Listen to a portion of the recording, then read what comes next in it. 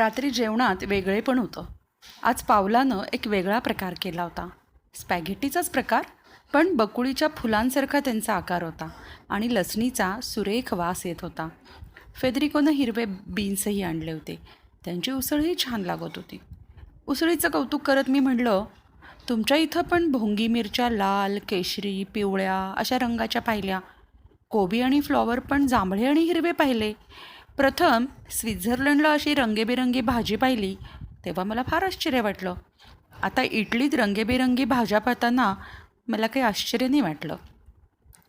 तेव्हा पावलाच्याच चेहऱ्यावर आश्चर्य उमटलं आणि तिनं आश्चर्यानं विचारलं, कॅप्सिकम लाल, जांभळे आणि केशरी रंगात खरंच असतात? तू नाही पाहिलंस?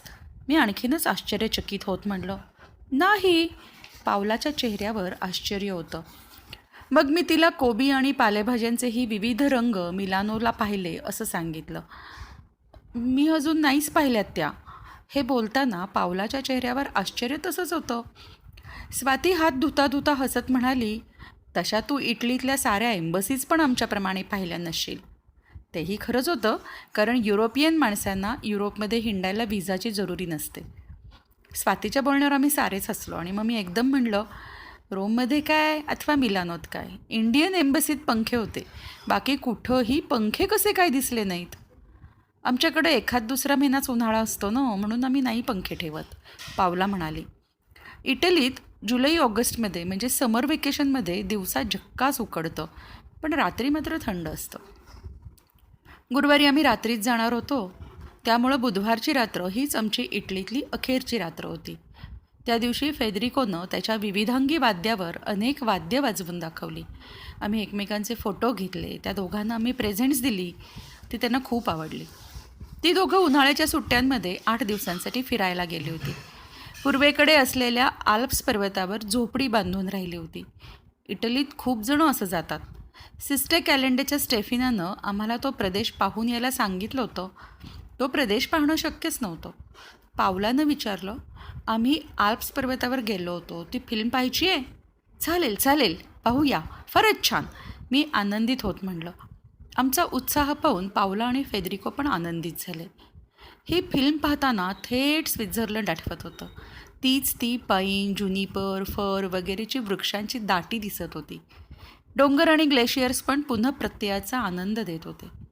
तिथे एक छोटंसं तळंही दिसत होतं आणि त्याच्याजवळच पावला आणि फेदरिको यांची झोपडी दिसत होती.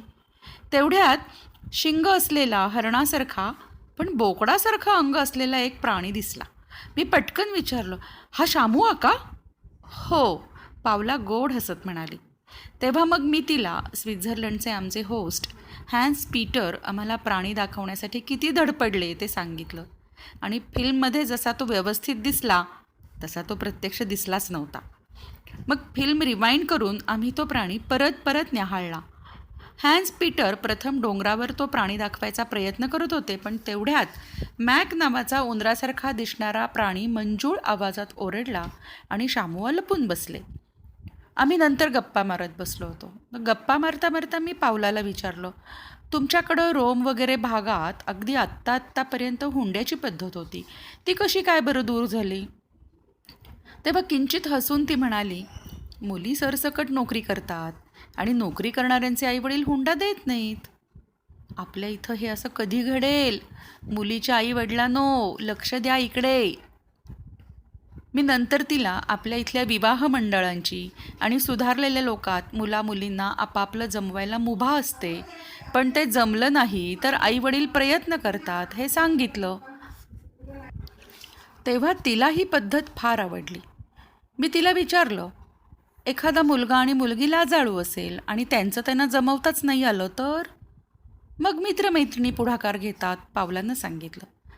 गप्पांमधून एक लक्षात आलं की इटलीत भारताप्रमाणेच जुन्या पद्धती होत्या, पण त्या जुनाट आणि त्रासदायक रूढीतून त्या आता बाहेर पडत आहेत. मात्र लाचलुचपत, नेत्यांचा दिवाळखोरपणा अगदी भारतातल्यासारखा आहे. मात्र भारताच्या तुलनेत तिथली लोकसंख्या मात्र खूपच कमी आहे. त्यामुळं भारताच्या तुलनेत दारिद्र्य नाही, पण गर्द वगैरे अंमली पदार्थांचं प्राबल्य आणि चोऱ्या करणं मात्र अतोनात वाढलं आहे. चोऱ्या करणं इतकं टोकाला पोचलं आहे की फर्स्ट क्लासचं तिकीट काढून सुटाबुटात चोर चोऱ्या करतात.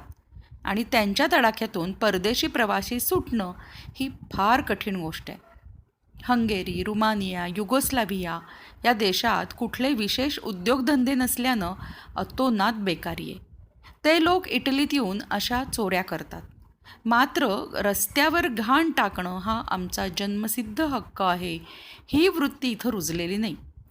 आपल्या इथं तसं झालं तर कचरा मत फेको हे टी व्हीवरचं फेमस गाणं कसं सुचलं असतं बरं. रात्र बरीच होऊ लागली तेव्हा नाईलाजानं आम्ही उठलो. पण उद्या आता आम्ही जाणार ह्याची रुखरुख त्या दोघांना वाटत होती. पावलानं ती रुखरुख बोलून दाखवली. दुसऱ्या दिवशी आम्हाला ऑस्ट्रिया हॉलंडचा व्हिसा मिळाला आणि संध्याकाळी ती आनंदाची बातमी पावला आणि फेदरिकोला देऊन आम्ही ऑस्ट्रियाला प्रस्थान करण्यासाठी तयारी करू लागलो. पावलाच्या घरातून निघताना आम्ही इतक्या भारावलो होतो की पाश्चात्य पद्धतीनं एकमेकींची चुंबनं घेत एकमेकींना चक्क मिठ्याही मारल्या. अर्थात सुरुवात पावलाकडनं झाली हे चाणाक्ष वाचकांनी ओळखलंच असेल. इन्सब्रुक एक स्वप्न. ऑस्ट्रियाला जाण्यासाठी आम्ही गाडीत चढलो, पण मोठ्या मुश्किलीनंच. उन्हाळ्याची सुट्टी असल्यानं तरुणांचे लोंढेच्या लोंढे प्रवासासाठी निघाले होते. व्हेरोना स्टेशनवरच चिक्कार गर्दी होती आणि गाडी भरून येणार याचा अंदाज होताच, कारण ती गाडी मिलानोवरून येणार होती व व्हेरोना स्टेशनवरच एवढी गर्दी होती तर मिलानोपासून अनेक स्टेशनवरचे लोक प्रथम गाडीत चढणार होते आणि वाटलं त्याप्रमाणे गाडीत गर्दी होती, पण गाडीत चढायला तरी मिळालं. फर्स्ट क्लासचा पास असूनही त्यातल्या त्यात सेकंड क्लासमध्ये जागा मिळण्याची शक्यता असते हे अनुभवानं शिकलो होतो. 2 वेगळ्या जागा आम्ही पकडल्या. अर्थात त्या जागाही अडवल्या होत्या, पण कुणी आलं तर आम्ही उठू असं नम्रतापूर्वक आम्ही सांगितलं होतं, पण कुणीही आलं नाही. नंतर 1-2 स्टेशन्स गेल्यावर मात्र आम्हा दोघींना एकत्र जागा मिळाली. भारतीय लोकांना शिस्त नाही म्हणून आपण नावं ठेवतो, पण युरोपमध्येही मला शिस्तीचा अभाव दिसला. बूट घातलेले पाय समोरच्या सीटवर टाकून मुलं खुशाल झोपली होती. त्या अगोदर स्वातीनं नुसते सॉक्स घातलेले पाय समोरच्या सीटवर ठेवले तर तिथल्या एका म्हाताऱ्या माणसानं पाय खाली ठेवावेत वगैरे मॅनर्स स्वातीला शिकवले. पण बाहेर सिगरेट ओढणारी ही मुलं आत आली आणि त्यांनी बुटांचे पाय समोरच्या सीटवर ठेवले तर मात्र तो गृहस्थ चुपचाप राहिला की त्याला त्या मुलांचे बुटाचे पाय येशू ख्रिस्ताचे वाटले. आमच्या भारतीयांच्या मनातली लाचारी मात्र कधीच संपत नाही, त्यामुळं आम्ही हिप्पींकडं कौतुकानं पाहतो. त्यानंतर आम्ही बाहेर पाहत होतो आणि इटलीच्या फळफळावळाच्या वैभवानं दंग झालो. द्राक्षाची आणि सफरचंदांची शेती मैलोन मैल दिसत राहते, अगदी ऑस्ट्रिया येईपर्यंत. म्हणे ही शेतं तशी दिसतच राहतात. अधूनमधून पसरलेले कलिंगड आणि पिचेसची झाडं पण दिसत राहतात. मध्येच रेसिंग कारकरता प्रसिद्ध असलेले फरारी गाव लागतं. इथली अनेकानेक फळं साऱ्या युरोपभर जातात, म्हणून तर इटली हा पूर्वीच्या काळी सर्वात वैभवसंपन्न देश होता. अंधार पडला आणि त्या गच्च गर्दीत आम्ही छान डुलक्या घेत होतो. तेवढ्यात गाडी थांबली. ऑस्ट्रियाचे व्हिसा तपासणारे अधिकारी खाड खाड बुटांचा आवाज करत प्रवेशले. चोर दरोडेखोरांना विचारावं त्या थाटामाटात व्हिसा विचारला. इटलीतून जर्मनीत थेट जायचं असेल तरी गाडी ऑस्ट्रियातून जाणार असेल तर ऑस्ट्रियन व्हिसा आणि गाडी स्वित्झर्लंडवरून जाणार असेल तर स्वित्झर्लंडचा व्हिसा घ्यावा लागतो हे माहीत नसणारे नेमके पकडले जातात. अर्थात सर्व युरोपियन लोकांना सर्व युरोपात हिंडायला व्हिसा लागत नाही. थोड्याच वेळात इन्सब्रुक आलं आणि आम्ही खाली उतरलो तर स्वातीचा चष्मा गाडीतच राहिला होता. स्वाती खाली सामानाशी उभी होती आणि मी गाडीत चष्मा शोधत होते. बाकाखाली कुठं सापडेना. गाडीत तर ही गर्दी. तेवढ्यात मला बाकाच्या कडेच्या फटीत तो चष्मा मिळाला. इकडे गाडीच्या गार्डाला स्वातीनं मी डब्यात आहे असं सांगितलं होतं. तो धांदल करायला लागला होता. तेवढ्यात मी उतरले आणि मग त्या गाडीनं मला बाहेर आल्यावर ऑल ओके अशी खूण केली. दरवाजे बंद झाले आणि गाडी जर्मनीकडे निघाली. इकडे स्टेशनवर गाडी इतकी मिनटं वा तास थांबणं हा प्रकार नाही. प्रत्येक गाडीला 4-5 गार्ड्स असतात.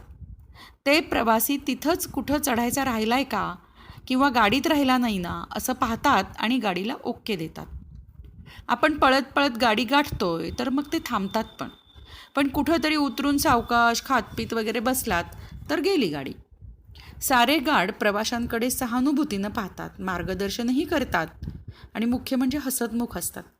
गार्ड्सही इतके चांगले असतात हे समजायला परदेशात जावं लागलं. भारतात गार्ड हा फक्त झेंडेच दाखवायला असतो अशी माझी कल्पना होती. इन्सब्रुकला उतरलो आणि उतरल्याबरोबरच जवळच असलेले निळे डोंगर दिसत होते. छपराची उतरती घरं, उंच उंच झाडी, थोडी निळसर वाटणारी आणि त्यात गुडूप झालेले डोंगर. फिरून आपण स्वित्झर्लंडला आलो आहोत का काय असंच वाटलं. गिल्डरबाल्डला आलो आहोत तसं वाटत होतं. उत्तरेला आल्प्सच्या निळ्या आणि संगमरवरासारख्या गतिमान स्वच्छ पांढऱ्या नॉर्डेक पर्वतरांगा आणि दक्षिणेला 10,000 फूट उंचीच्या टक्सर पर्वतरांगा यामध्ये इन्सब्रुक होतं. लांबून निळे दिसणारे डोंगर जवळ गेल्यावर ते हिरवे दिसू लागले. स्वित्झर्लंडप्रमाणेच इथले डोंगर उंचच्या उंच वृक्षामध्ये झाकून गेले होते. लांबून ते डोंगर इतके झाकून गेलेले दिसतात की माणसांना आज शिरकाव करताच येणार नाही असं वाटतं. गवतात गायी आणि घोडे चरत बसलेले दिसतात. सूर्य उगवत असल्यानं आकाशातही विविध रंग दिसत होते. ते अनोखं सौंदर्य आम्ही चकित नजरेनं कितीतरी वेळ पाहत होतो. डोंगर जवळ येऊ लागले तशी पाईन, फर, ज्युनिपरचं वेगळे पण नजरेत भरू लागलं. या झाडांची पानं नाजूक नाजूक असतात, पण त्यांच्या फांद्या गच्च असतात. सर्व दूर ह्या नाजूक हिरवेपणाचं साम्राज्य पाहताना आपण परीकथेतीलच एक होऊन जातो. इन्सब्रुकला चांगला तास 1.5 तास आम्ही नुसत्या मनमुराद हिंडत होतो. इथं अख्ख्या पाश्चात्य देशात धुळीचा कण काही कुठं उडत नाही. खूप झाडी, डांबरी रस्ते आणि सततची थंड हवा यामुळं असेल, पण त्यामुळं सगळं स्वच्छ वाटतं. माणसांचे कपडेही स्वच्छ वाटतात. मुळात ते मळतच नाहीत. त्यामुळं खेड्यातल्या माणसांचे कपडे म्हणजे धुळीचा रंग चढलेले हा प्रकार काही इथं नाही. सततच्या थंडीमुळं धूळ उडतच नाही. इथली बालकं फार गोड दिसली. ऑस्ट्रियातील इन्सब्रुक या गावी कोणत्याही घरापासून डोंगर जवळ असतोच असतो. शिवाय इन नदी आपल्याला सतत भेटत राहते. इन्सब्रुक म्हणजे इन नदीवरचा पूल म्हणून या शहराला इन्सब्रुक हे नाव पडलं. इथला राजवाडा आम्ही पाहिला. हा राजवाडा टिरोलियन नावाच्या संगमरवरामध्ये बांधला आहे. ह्या राजवाड्याच्या बांधण्याच्या पद्धतीला रोकोको स्टाईल म्हणतात, गाईड म्हणाला. इतर राजवाड्यांसारखाच तर हा राजवाडा आहे, पण ह्याची काहीतरी स्टाईल असणारच, एक जण म्हणाला. तो महाराष्ट्रीयन असल्यानं जन्मजात फटकळपणा हवाच. स्टायलिशपणा दाखवण्यासाठी या पद्धती सांगितल्या जात नाहीत बरं. अमुक एक पद्धत म्हणलं की ती इमारत नेमकेपणानं तुमच्या नजरेसमोर येते. आता रोकोको पद्धत म्हणलं की त्याला सोन्याचा मुलामा दिलेलं छप्पर असतंच, गाईड हसत हसत म्हणाला. तेव्हा साऱ्यांची नजर सोनेरी छताकडे गेली आणि मग आम्ही सारे एकदम उद्गारलो, सुंदर.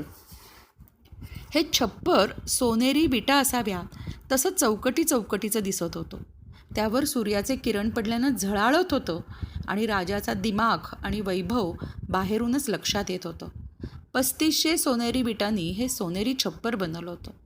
मॅक्समिलन सम्राटानं हे बांधलं. मिलानची मरिया ब्लॅका या लाडक्या राणीच्या स्मरणार्थ हा देखणा राजवाडा त्यानं बांधला. या राजवाड्याच्या दोन्ही बाजूला असलेल्या इमारतीतून त्या काळचे दरबारी लोक राहत. त्रिकोणात बरोबर कोपऱ्यात राजवाडा बांधावा आणि बाजूला 2 बाजूंवर दरबारी लोकांची घरं असावी अशी या इमारतींची रचना आहे. त्यामुळे राजाला राजवाड्यातून अगदी शेवटच्या घरापर्यंत नजर ठेवता येत असे.